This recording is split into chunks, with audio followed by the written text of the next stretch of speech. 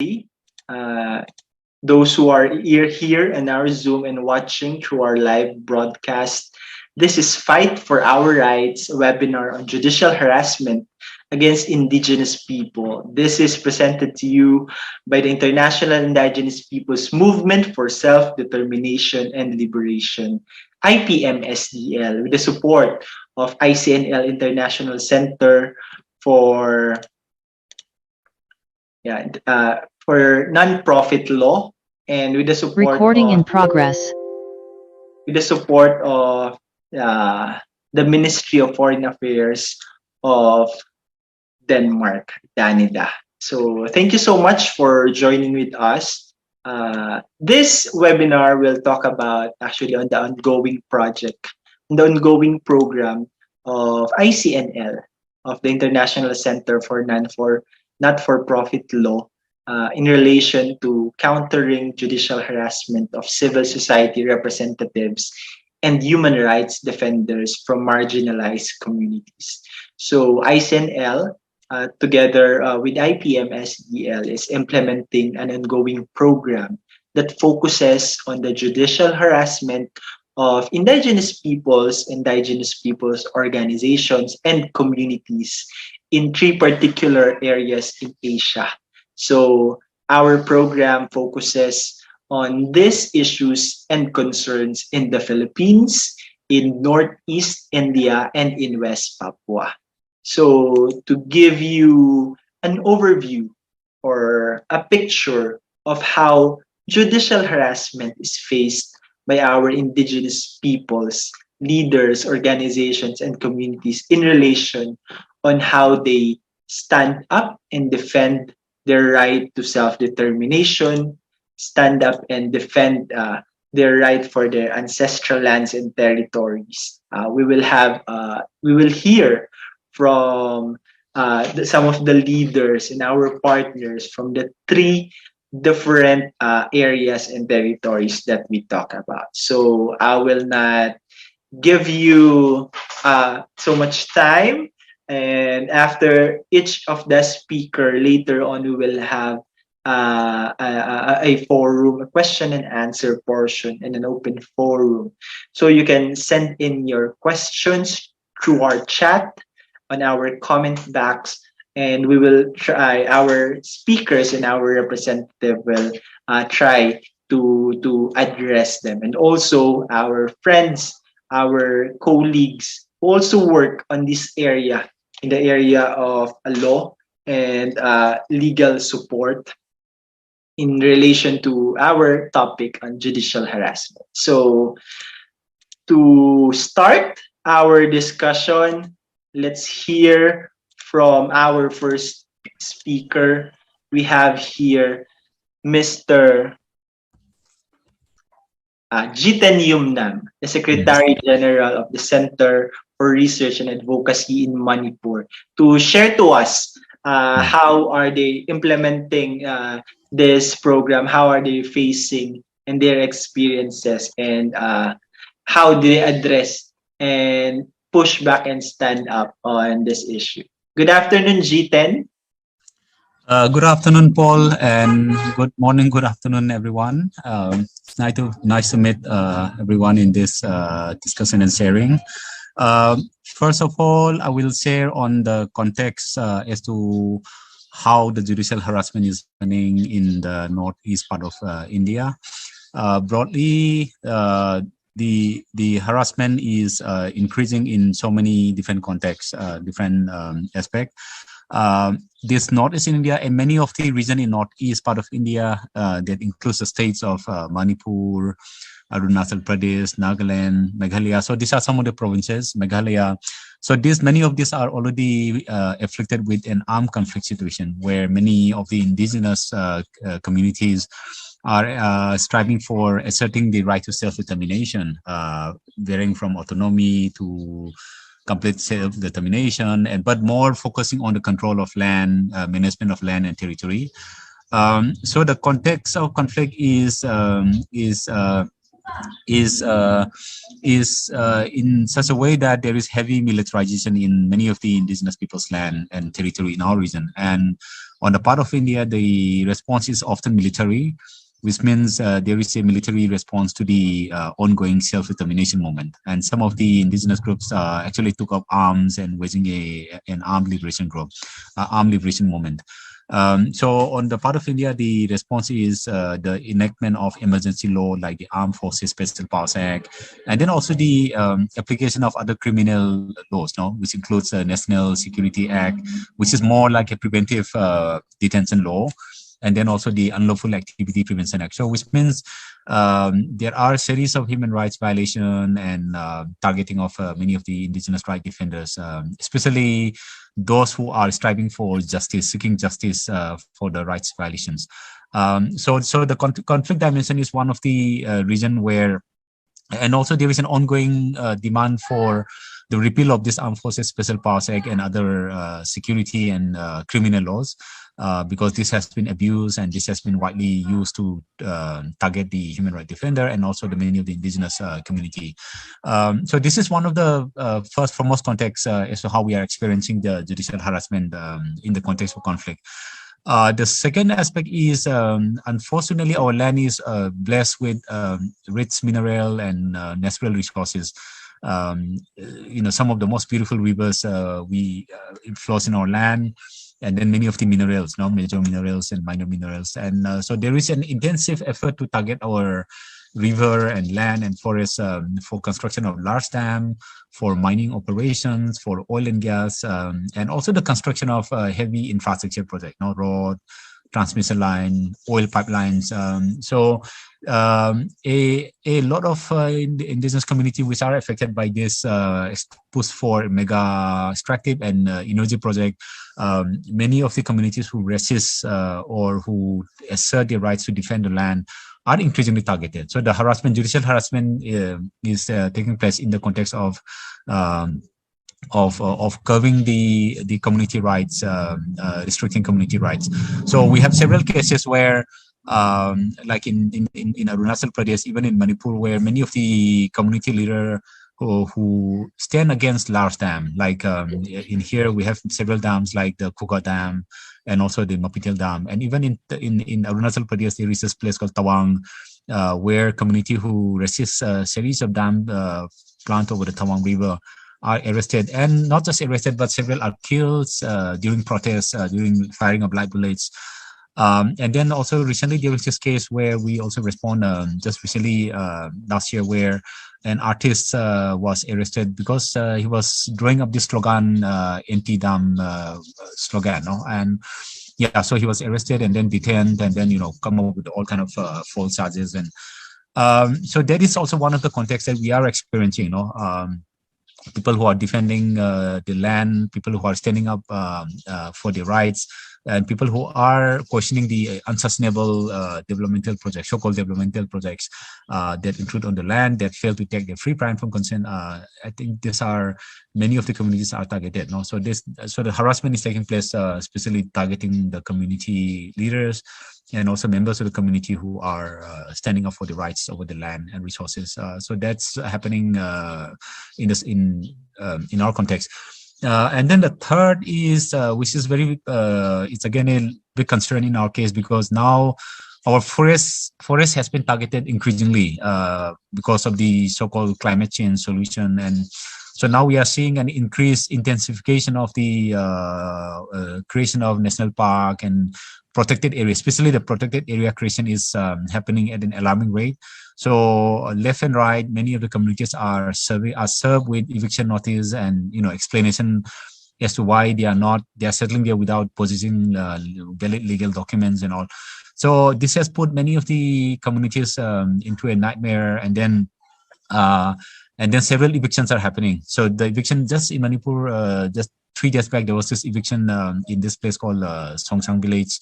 And then last year in December, end of last year, early part of this year, there was this eviction in this place called Kangchup Siru, and then when the eviction happened, so the community leader, community members who resist eviction and who are against the creation of a protected area in the land, in their forest. Many of them are arrested and several are beaten up and tortured. No, so I think this is happening increasingly. This is another form of harassment that's been a matter of big concern all over Northeast. No, especially in Manipur, we are confronting this case, and also there is this push for this palm oil, no, massive plan to push for palm oil cultivation around 3.28 million hectares of land. The government has announced the creation of palm oil, no, to serve India's food and edible oil security. So these are some of the contexts that we are operating at this point of time. No? So in terms of response, we are trying to understand what is happening and also try to create awareness among the different communities who will be affected, who are already affected, no? And we try to provide whatever support in terms of advocacy, because advocacy, media advocacy, and then linking them with the Human Rights Commission and the relevant institutions. I think that is also one another context. And then we are also trying to reach out to the International Human Rights Group or even to the UN agencies, try to raise at least people's voice. Another one is also to build the strength and capacity and also the solidarity of the different groups, indigenous groups who are already targeted and who are threatened with eviction and other form of judicial harassment. So that is what our response at this point of time. And we also saw that during the COVID-19 restrictions recent year, we also see is a lot of community members are arrested or even detained, because for speaking up or for raising concern on the restrictive measures, because the restrictions had already infringed on the rights and the community rights. So there are a lot of inconvenience and a lot of problems, and then the issues of the lack of infrastructure, health infrastructure especially, and then so many of the communities who raise concern are targeted. Another aspect that we join, which we also advocate, is we join the human rights group and other groups to indigenous group to call for repeal of many of the criminal law or many of the emergency law, because this has been a very big challenge for us. A lot of laws, the Unlawful Activity Prevention Act, the new dilutions, and then the AFSPA, the Special Powers Act, all of these are what that's creating a lot of it facilitates the harassment of the communities. It's extremely difficult for those who are charged, who are accused, to prove innocence, under the new and also the amended legislations. So we call for amendment or for a complete scrapping of many of these legislations. And another form of harassment is targeting the human rights organizations or indigenous organizations. So now India comes up with this law called the Amendment to the Foreign Contribution and Regulation Act. So these are laws and legislation which are aimed to curb the functioning of the human rights or indigenous human rights group. So it try to restrict access to donor support for human rights work. Or I think this is also one of the big concerns. So we join the call to amend or to scrap this kind of laws that inhibits the functioning and rights of the human rights defenders. Overall, and then additionally, we also question the unsustainable development model. We also question the unsustainable development push in our region, apart from supporting the different indigenous group to assert their rights over the land and resources. We also call for the recognition of indigenous people's rights. We call for the recognition of the importance of the role of human rights defenders. And along with that, we stand against, I think we campaign against false climate solutions, which set the premise to target our forests, they set a premise to target our land, our rivers, and then now the government has declared large hydropower project as renewable energy, source of renewable energy. I think these are what that sets the condition to build more large dam over our river and this thing. So we joined the largest struggle to, as I said, to scrap the criminal laws, to recognize indigenous people's rights. We question this unsustainable development model, and any kind of unsustainable project should not be introduced without the free, prior, informed consent, without recognizing the rights of indigenous communities. So that's been what we've been asserting in our part of the world, along with other indigenous organizations across the northeast part of India. And with that, I would like to thank you, and then looking forward to further discussion. Thank you very much. Thank you so much, Jiten. So as Jiten have given us an introduction, there has been a move on how authorities, governments, and states has been restricting our civic space, our democratic rights, and as Jitan have shared, the judicial system, or could be in the realm of law and policies, contributes to this shrinking space on how people can exercise, freely exercise, safely exercise their right to their democratic rights, right to resist, to air their legitimate concerns and oppositions. And most specifically, as Jitan have shared to us, is their how did they exercise their defense of their indigenous people's rights and territories. And it broadens the scope of this, as Jitan have shared, how it impacts the operations of some of the civil society organizations in terms of receiving fundings, how this affects how they manage and protect their forests, and into the bigger context of development development models that is used, that encroach, that go in the indigenous territories. So actually what Jitan shared, you can access and see their manifesto, from our friends from Manipur and Northeast India have crafted, as part of our program, crafted a manifesto against judicial harassment. You can access it at ipmsdl.org. So a lot of the situation and the calls is there, where you can send in your help, your support on how you can adopt and really amplify the call, the manifesto of the indigenous peoples in Manipur and Northeast India, and join them in their fight against judicial harassment. Again, thank you so much, Jitan. So let's go now to another one of our partners in this program to share us how, just like in one indigenous people's territory to another, especially those in conflict, those standing up and fighting for their right to self-determination and liberation. Let's all welcome Ronnie Karani from the Merdeka West Papua Support Network. Hello, Ronnie.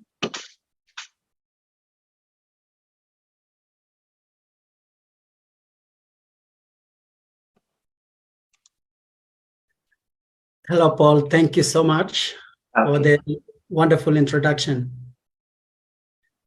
I just shared the screen. Can everyone see that? Yeah. Can you put it in full screen? Okay, that's okay now. Good. Thank you very much, Paul. Firstly, I would like to take the opportunity to say greetings in the Central Highlands and also from my language. So it's wa mai kai. I would like to pay respect to the indigenous people of the Ngunnawal land that I'm speaking to you here in the so-called Australia, and paying respect to the elders, past, present, and emerging. And thank you for the IPMSDL, ICNL, for really bringing us the indigenous people and voices to really share our shared struggles, the fight for our rights. And in the case of West Papua, it's to stop the attacks and judicial harassment of human rights lawyers, human rights defenders, and pro-independence activists. So I'll be speaking with you through the West Papua Support Network, an affiliated member with IPMSDL, and over the years, I'll give a bit more about what the role of Merdeka Support Network. But for now, I will just want to take the moment to, just if you people see these coffins in this image, I just want to take a moment of silence to pay respect to the lives, which in the last 24 hours, 24 to 48 hours, the civilians had a big clash with the Indonesian security forces, the combined police and military, and that riot or clash resulted in over 10 indigenous Papuans lost their lives. And today, the indigenous people in the Central Highlands in Wamena came together to lay these brave souls to rest. And as we can see this, the coffins there, it speaks of the ongoing reality in West Papua, particularly in terms of the indigenous people experiencing the brutal military occupation or military operations ever since. So I will give a little bit of an overview of West Papua, the role of Merdeka Support Network, and also address some of the cases, 3 cases of judicial harassment, particularly the criminalization of pro-independence activists, the lawyer, and also Papuan journalists, and outlining some of the things that we've already working towards, and as well as in terms of demands and how we could strengthen the solidarity. To give a bit of a context about West Papua, as you can see, it's just north of Australia, wherever it is in terms of whether one is in the Torres Strait Island, it's pretty much just very much kilometers, less than one would say, if in the geographical sense of between Canberra and Sydney, West Papua is very much close to Australia. That's how close it is. It's the eastern part of the Indonesia. In Papua, we've got 7 customary territories, as viewed here on the map. I come from the Saireri customary territory, a small island called Serui. The indigenous people of West Papua are made up of 2.5 million out of the 4.5 million population. Since 2010, there was a research made by one of the academics, Jim Emsley, and he concluded that based on the national census, the growth rate of the indigenous population, if it continues the way it is, the indigenous Papuans will constitute the minorities in their own land within the next 20 years. And that was research done in 2010, and now we're already into 2023, going into 2030 coming up. And as I showed the earlier photos, that rate still continues and increases every day in West Papua. And if that continues within the next 20 years, in 2020, the indigenous demography will, at that time, 48.5% will drop drastically to 30% in terms of the percentage or number of indigenous people. So this is very concerning for indigenous people of West Papua if we continue to be under the brutal occupation of Indonesia.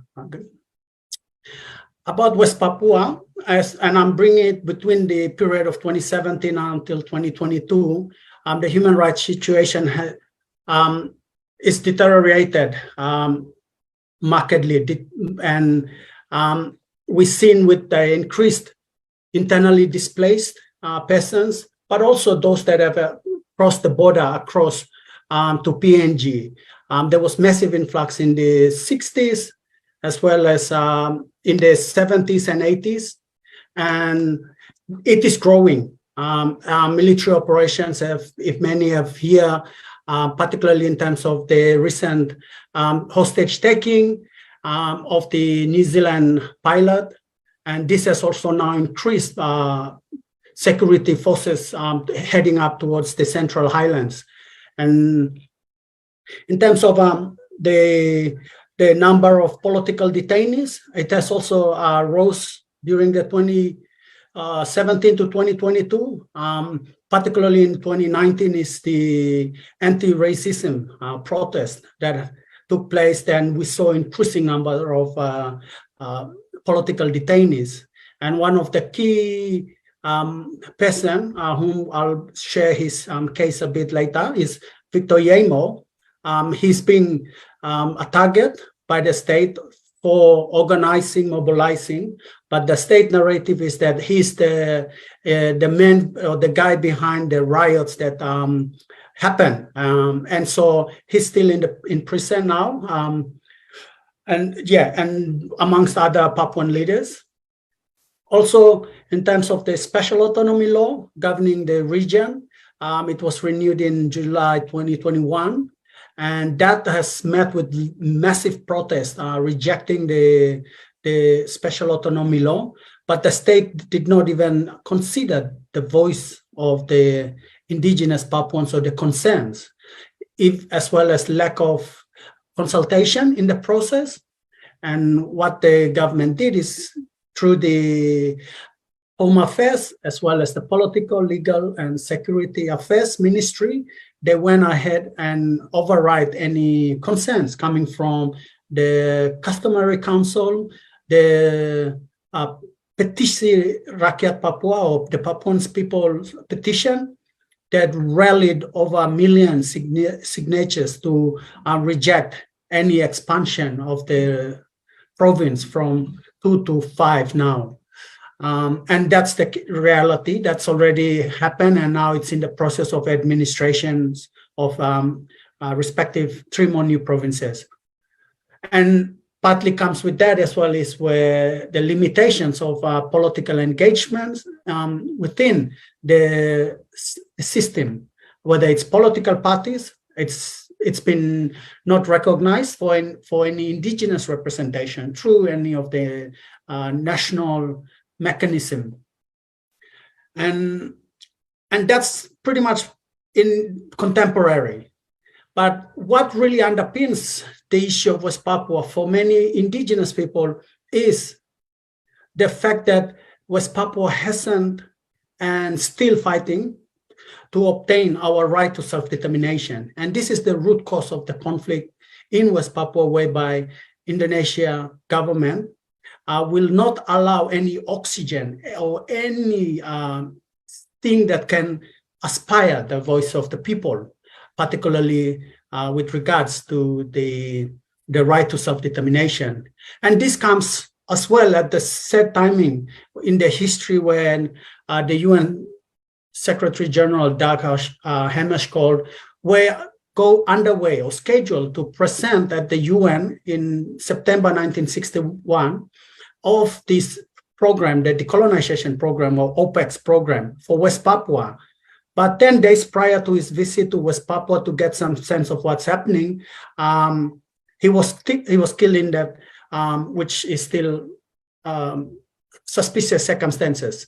And so that also, in terms of the dream of the indigenous people of West Papua to ascertain the freedom, also died in that process as well of his death.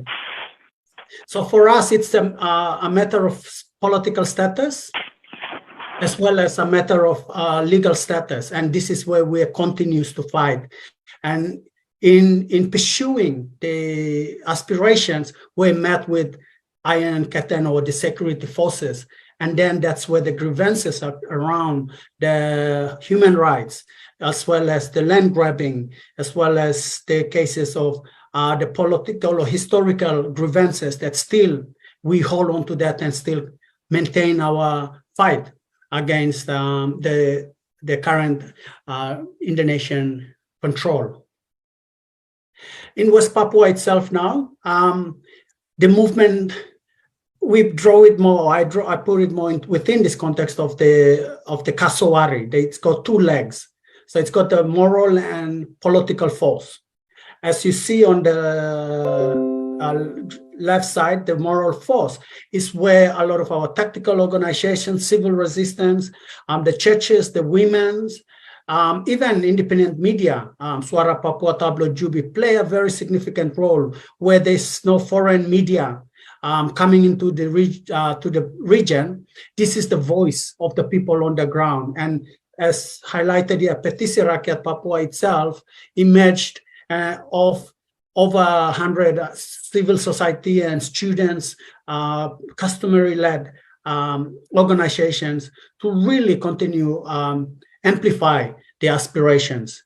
And on the political side, it's where engagement on the political and diplomatic arena, the United Liberation Movement for West Papua, but also some of the representatives working within the corridors of provincial parliament, and also through the local body under the special autonomy. It's the People's Assembly. So they also play a role, the MRP and the PRP play that role to bring the voice of the people to Jakarta. And then it also targeting the United Nations, particularly in terms of the Decolonization Committee.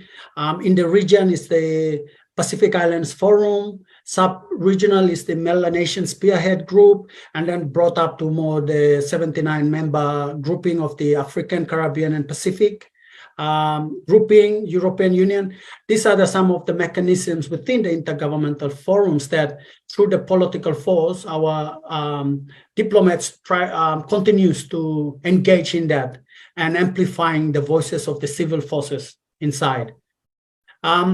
A bit about the West Papua Support Network, established after the study conference on West Papua self-determination and liberation in the Philippines in March 2017. And the office has played a big role now to continue to support in various forms to continue to be the support network to link existing West Papua support groups in different countries and build that support committees where there are none, and also plays that role as a safe hub for solidarity strengthening. And thanks to the amazing group of our dedicated activists and supporters in the Philippines, RPM, STL, and Paul and Bev, and many others who are working in support and in solidarity with us to continue amplify our voices. Now, in terms of some of the cases of the judicial cases, I would like to just play a short video here of our brother Victor Yemo on May 21st, when the government changed their law, particularly to target the Free West Papua movement, or OPM, and criminalize or label the movement as terrorist organization. Victor Yemo became the first victim of that law enforcement under a special operation, Nemankawi operation. And this one is this short interview he did when after the 2019 anti-racism protest, and he had to go into refuge, a temporary refuge, and spoke with the ABC foreign correspondent. You worry for your safety at the moment in West Papua? Along my life, I worry about my life. Not only me, I worry about my people's lives. All the people in West Papua worry about their life. There is no future for people in West Papua today. I grew up with Savor. I born with Savor. And I live with Savor. That captures West Papua, and now we're living. Victor Yemo is in prison, particularly to organize that anti-racism protest in 2019. And he's one of our case of criminalization of pro-independence activists, and many others as well in Sorong, particularly with the second for your safety. Second case, which is the criminalization of lawyer Leo Iji. And this comes also at the back of the South Maibrat case and the military sweeping into that south part of Sorong. There were 6 Papuan teenagers, and they were at the wrong place at the wrong time, and the security forces used them as a scapegoat to claim that they were the perpetrators behind the shooting of the local police base. And the lawyer advocated on their behalf and questioned the manner in which how those teenagers, one was as young as 13, didn't even know what was happening. But now they're still in custody. But through the lawyer and human rights defender, Leo, he questioned the police, and then following his speech, the Sorong City Police called him in and for clarification. So now he's then accused of violating the very law there for questioning the manner in which the police went in to arrest the 6 young teenagers, claiming that they were the ones that carried out the attack. So Leo himself now is, accused of violating particularly the criminal code and information and electronic section law of the government.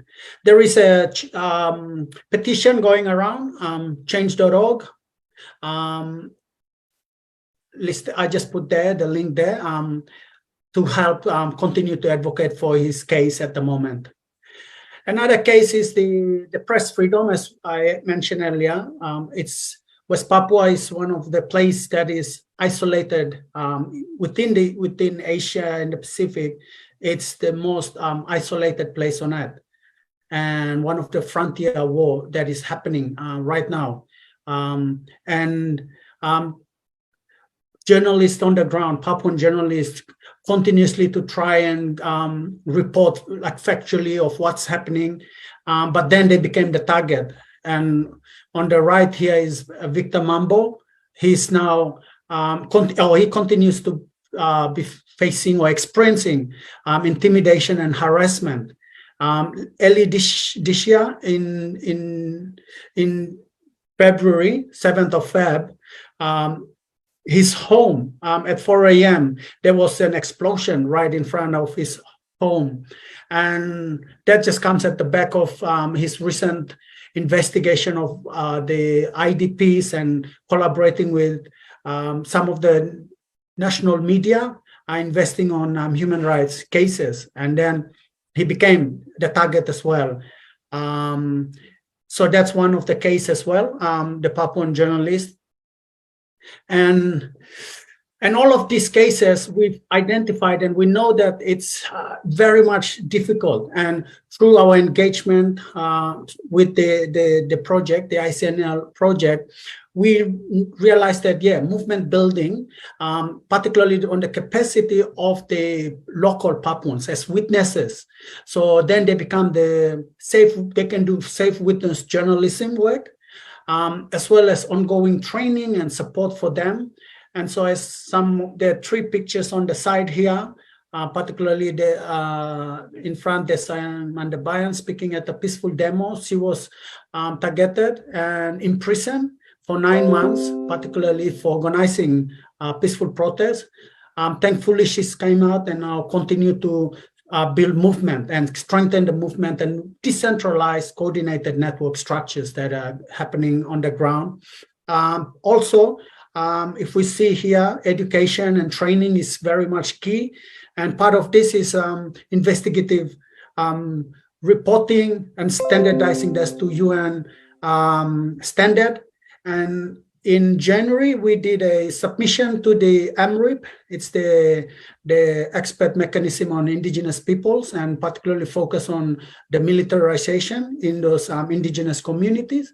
So this part of the education and training, analyzing the movement, but also ways to really take report. And this also covers the media advocacy as well, making sure digital security is key within some of this training as well. So that's pretty much what is happening now with Engage with projects. That's the 3 key areas that we wanted to build, so that it also supports in terms of our submissions to various intergovernmental bodies or spaces, and amplify the voice of the people on the ground. And we believe that our struggle is your struggle. And if many of us raise our voices, then the state actors, including the Indonesian president, the Home Affairs Minister, coordinating minister for political, legal, and security affairs, the head of Indonesian police and military, and vice president will begin to take notice and respond to West Papua case. And this also goes beyond. It also kind of like the awareness around non-intergovernmental, non-governmental organization within the region as well, in ASEAN spaces, but also in the Pacific spaces. And it's really crucial. Within the Pacific case, the role of civil society is very important, where holding the government accountable for some of the comments or communiques that they've already made. Particularly in the Pacific Island Forum, there's been a communique to call on the visit of the UN Human Rights Commissioner. And this is one thing that we continue. It's in our calls and demands to make sure that that visit is happening. So we are increasing that pretty much through the European Union Parliament, as well as the 79 member states of the Africa, Caribbean, and Pacific spaces, and also importantly through the UN Permanent Forum on Indigenous Issues and MRIP, which I mentioned earlier. We're aiming to really increase that, and that comes with this training of our Papuan activists on the ground as well. And this is some of the calls that we already kind of like put in place through the project with ICNL. And some of the things that we can also think in terms of concrete action, advocate with and engage with the Papuan struggle, to collaborate with us. Media advocacy is one area that we need some of the support and training as well around that, and we are in the process of developing that. And volunteering as well to support through the Merdeka Secretariat. We need that. The support, particularly translators as well. And thank you, Dewi, for playing a critical role here today in translate and of this conversation. So our Bahasa speaking of Papuan will also listen and understand. And if any, to support in whatever ways, human resources or financial, all welcome. Thank you very much. Over to you, Paul. Thank you so much, Ronnie, for that very comprehensive journey of showing us on how the judicial harassment is just the tip of the iceberg, as you say, of this historical challenge that the West Papuan people face in terms of how laws and even the current judicial system and how the policies works against indigenous peoples and how they assert their historical resistance to determine their own future, their own identity. Of course, in relation to their territories, resources, and basic freedoms, how to exercise and live safely, democratically every day. Thank you so much, Ronnie, again. For those who just came in, this is Fight for Our Rights, a webinar on judicial harassment against indigenous peoples, part of the project of IPM-SDL, Fight for Our Rights, Strengthening Indigenous Peoples' Defense to Counter Judicial Harassment, with the support from ICNL, the International Center for Non-for-Profit Law, ICNL, with the support of our friends from Danida. So let's go to our last but definitely not the least presenter for this afternoon. We will have a recorded video from the International Officer of CATRIBU, the National Alliance of Indigenous Peoples in the Philippines, and also the Global Coordinator of IPM-SDL, Ms. Beverly Long. Let's watch this. Gawis ay agaw kan data ko amin, a pleasant day for all. I am Beverly Longid, Ebuanto Kankanai from the Cordillera, Philippines. I represent CATRIBU, a national alliance of indigenous peoples organizations in the country. CATRIBU is a member organization of the International Indigenous Peoples Movement for Self-Determination and Liberation. The Philippines is home to around 12 to 15 million indigenous peoples. We roughly constitute around 13% of the 110 million total population of the Philippines. We are spread out in more than 100 ethno-linguistic groups in 65 provinces. The Lumad in Mindanao comprise the majority, or around 61% of indigenous peoples. An estimated 33% are found in Luzon, with the Igorots of the Cordillera comprising the majority. And 6%, such as the Tumandok, are in the Visayas Islands. The figures can be higher or even lower because there is no disaggregated data for indigenous identity or ethnicity. While the Philippine government adopted the 2007 United Nations Declaration on the Rights of Indigenous Peoples, it refuses to respect and implement these rights. And I would like to present some cases relative to judicial harassment that has worsened in the past several years. One, the government has weaponized the laws against activists with the Anti-Terrorism Act that declare legitimate resistance as terrorism and activists as terrorists.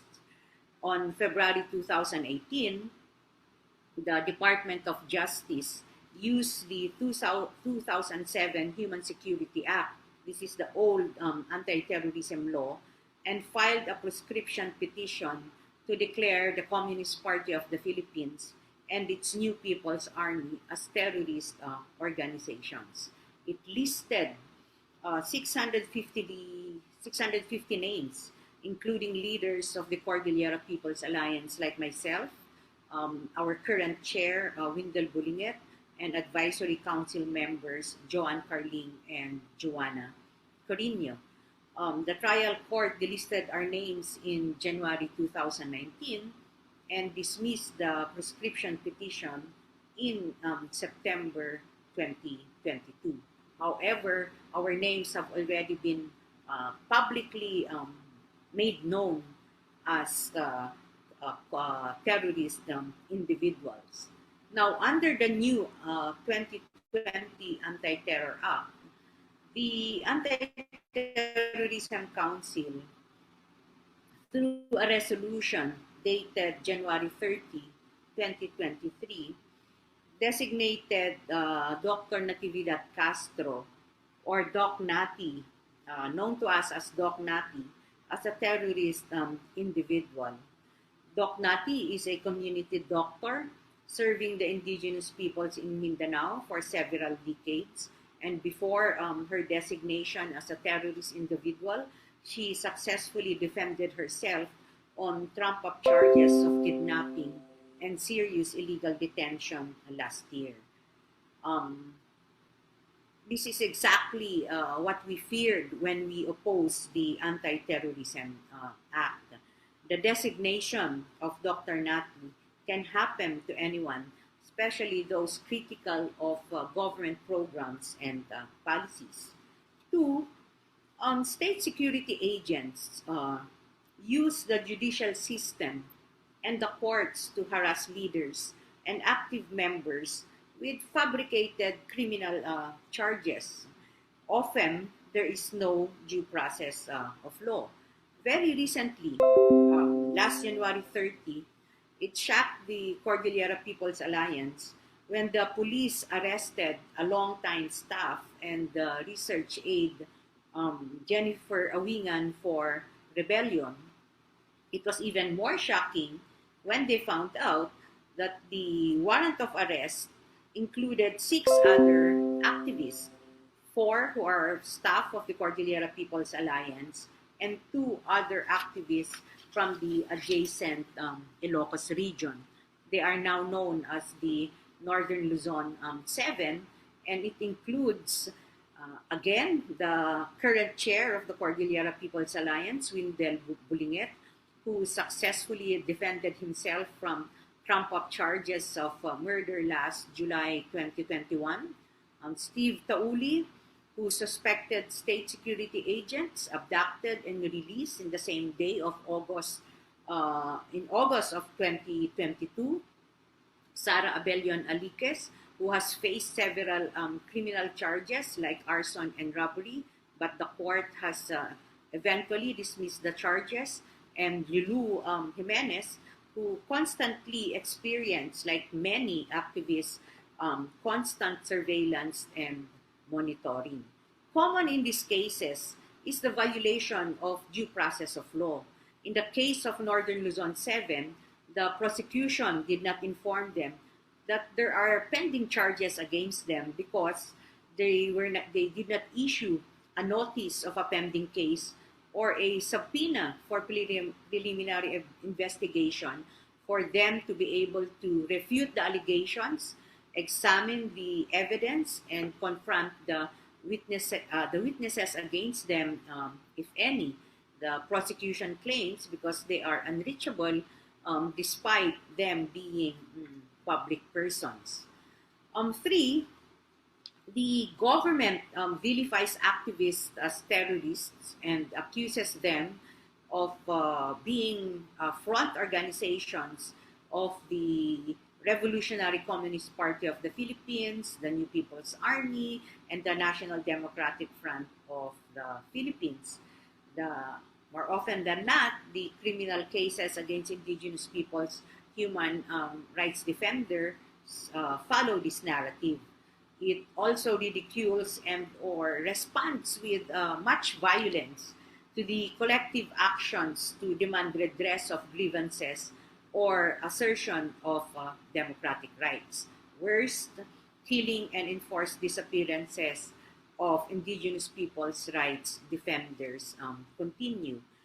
Again, in the case of Northern Luzon 7, it states that they were involved in an incident sometime last year in a village in Abra where alleged members of the New People's Army attacked four government soldiers. And it follows the same narrative also in the case of the Tumandok leaders who government forces mercilessly killed in the early morning of December 2022. The commander of the government troops that conducted the operation alleged that the Tumandok leaders were members of the New People's Army and that they fired back when served with search warrants. The same narrative follows the killing of Lumad volunteer teachers, Chad Book and Jorain Lujo, who were conducting community research in February 2021.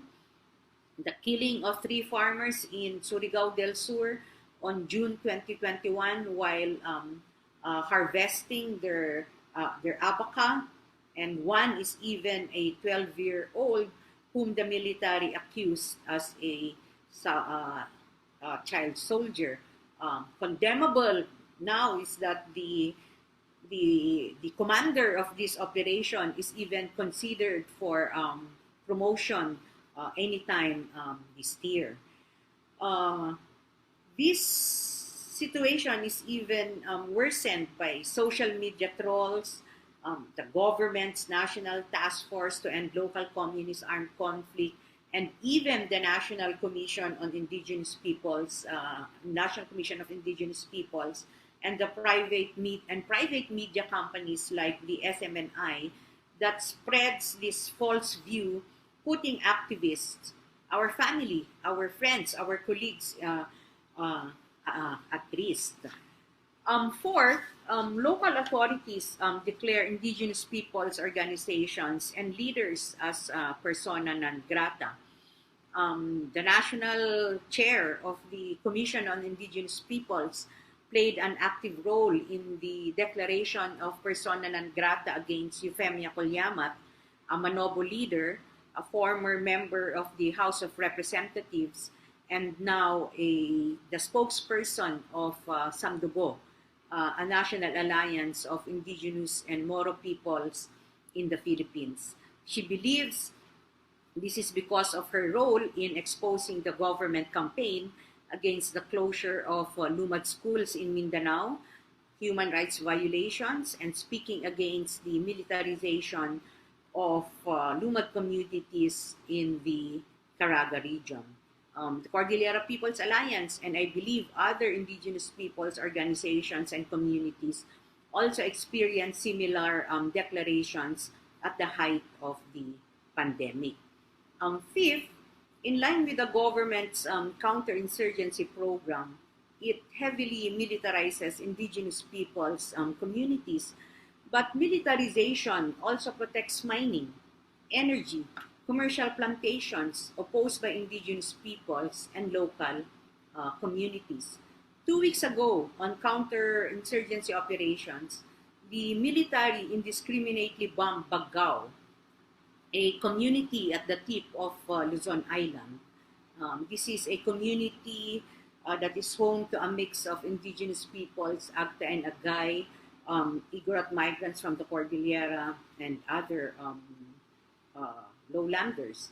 Around 150 families fled their homes, leaving their near harvesting agricultural produce, farm animals, and other belongings. The military has also cordoned off the area, preventing access to the community. We assert that we are not criminals or terrorists. Our calls, our demands are just and valid. Our actions to oppose encroachment into our territories are legitimate exercise of our inherent and legal rights to self-determination and development. And in such a situation of repression and exploitation, resisting is justified. We have been part of the project against judicial harassment in the Philippines, specifically against indigenous peoples. And we are one in the development and endorsing this manifesto against judicial harassment, which is a product of a series of consultations and meetings of indigenous peoples and organizations and communities that we in Katribu facilitated.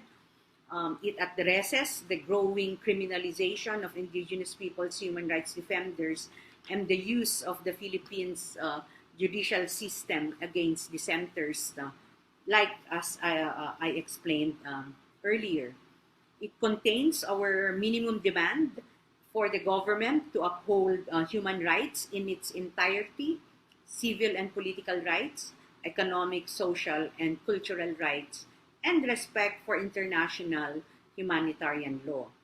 It reminds all that the state is duty-bound to protect, to secure peace, and protect its citizens. The manifesto also contains our strong condemnation of the use of laws, and the country's judicial system to perpetuate further social inequity, injury, harm, wrong, or violation of people's rights. The manifesto is our contribution to ending judicial harassment and bringing to reality to providing affirmative action in law for indigenous peoples. We have less in life. The manifesto is also our contribution to ending judicial harassment and bringing to reality to providing affirmative action in law for indigenous peoples. We who have less in life should have more in law. Thank you and a pleasant day to all of you. Thank you so much, Beverly, for that video giving us a context on how judicial harassment materializes, experienced, and faced by indigenous peoples' communities, leaders who have been repeatedly silenced and targeted by the legal system, these policies and laws crafted by the government to stifle dissent and really close down the space that is supposed to be a space where people exercise their right to defend their territories, their right to express their legitimate demands and cause. So thank you so much again for our speakers and presenters from Northeast India, from West Papua, and from the Philippines. So this time, we will be opening our floor for questions or comments or inputs.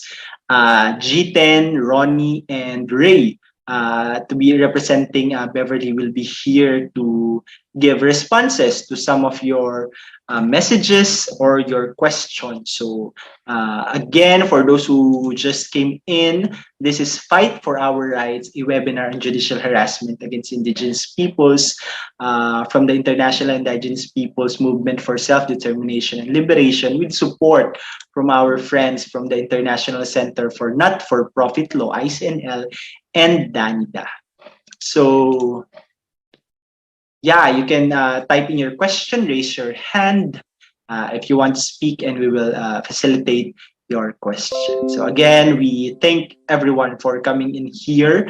And in our comment and chat box, we put up the link of the manifestos of these 3 territories and countries for you to have a look on their current situation and current demands. And these countries are also on the process of doing a lot of activities actually in relation to our project in combating judicial harassment, a series of consultations, dialogues with indigenous peoples organizations, members, advocates, national human rights organizations, other organizations working on the same concerns, series of trainings and workshops. And in the future, this project, we are building sort of a combined manifestos of this organization that we wish for everyone to enjoin, to share, to amplify, and to sign on. So maybe I can give the first question for G10, Ronnie, and Ray. What do you think? How since we started the campaign, our program since I think last year, how has things developed? Is it getting better, the situation? And how can our audience here in Asia and in different parts of the world, do you think can support? What will be the things that they can do to help you on this campaign?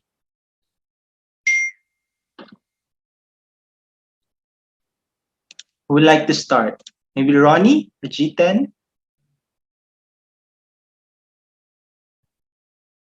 G10 can go first and I'll come. Okay. Yeah, I think this initiative is really important. One of the major initiative is to reach out to the different communities who are especially at the threats or of being subjected to further harassment because of multiple reasons.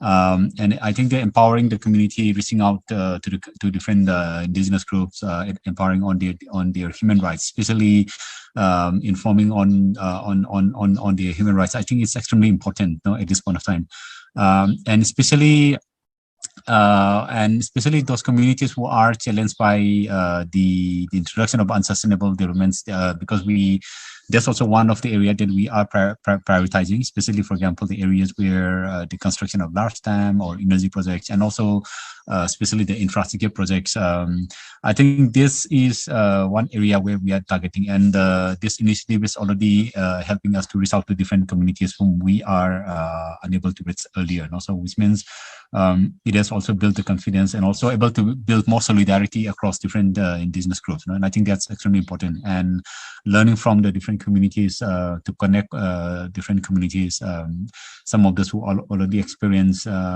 the challenge of direct harassment, and often why this is important, because often the harassment in our case it also links directly to the issues of land rights, the violation of land rights, the community land rights. And I think so that's why fostering the confidence and also the ability to assert community land rights, and I think it's extremely important as part of asserting the defense of indigenous rights. So I think this is one area that we are focusing. And then secondly, of course, responding immediately to the situation of violations. And of course, that is one part. So that's why it's important to create more awareness on indigenous people's human rights, but also the challenges of the existing, the limitations of law. We talk about the criminal laws. We talk about many of the emergency law, which actually take away most fundamental rights of many of the communities. So in our case, a lot of us operate in a conflict situation. So which means there is a big disadvantage of many of the indigenous groups. I think it's similar with what is happening in West Papua in a way, because often when there are laws like the National Security Act, this is a preventive law. So which means a person can be detained for 1 year without any trial or without any decision. So it's a preventive detention. So these are very draconian and which often are misused against indigenous leaders, especially those asserting their rights, right against civil rights violation, and also for those targeting for defending the land. So this has helped us to foster more solidarity across different regions, and I think that's a strength of this initiative at this point of time. And then of course, this will be a continued process because what we are seeing there is an aggressive targeting of land. So which means we've been experiencing this, but then I think there is an increased focus on our land, on our resources, and also targeting the people. So which means we also need to step up our effort to reach out to the different indigenous group, build up the capacity of our youths, build up the capacity of the traditional leaders, and also the customary the village authorities, and then also to strengthen the leadership of our women, our youths, and also our leaders, and I think that has to be a continuous process. And then strengthening our ability to engage the media, engage the judicial system, and of course I agree with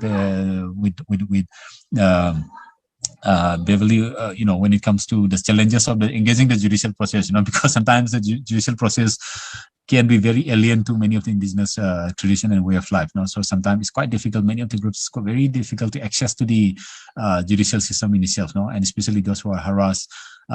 Just accessing the judicial system itself can be a part of the harassment itself, because it's extremely difficult.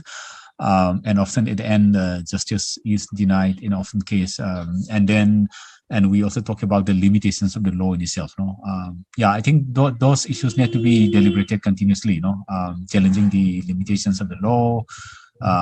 We should call for amendment or even the scrapping or complete amendment, complete repeal of many of the emergency and security laws that we talk about.